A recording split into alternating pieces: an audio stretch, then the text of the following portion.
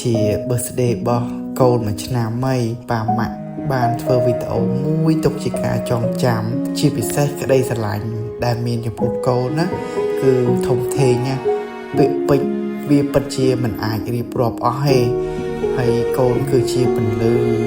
គឺជាសេចក្តីសុខគឺជាសុភមង្គលដ៏ពេញលេញនៃគ្រួសាររបស់ពួកយើង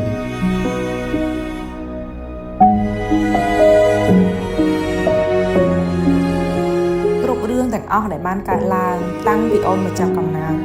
ពួកយើងចាំមិនភ្លេចទេទាំងរំភើបអផងភ័យផងជាពិសេសម៉ាក់ត្រូវធ្នមខ្លួនធ្លាប់តែដើរឥតលះហែតែត្រូវផ្អាកគេងក្នុងបន្ទប់ឡើងជិត10ខែ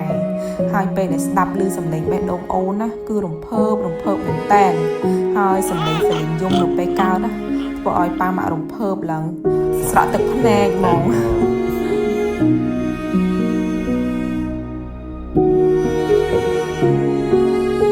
ហើយពួកយើងនឹងថែរក្សាផ្ដល់ឲ្យនៅកុមារភាពរបស់កូនពោពេញដោយភាពកក់ក្ដៅនិងក្តីស្រឡាញ់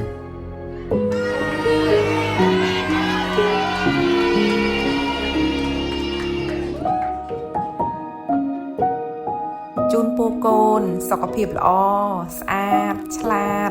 ជាក្មេងល្អសម្រាប់គ្រួសារនិងសង្គមហើយក៏អរគុណអ៊ំពូមីងទាំងអស់ដែលតែងតែស្រឡាញ់អូនសេលីន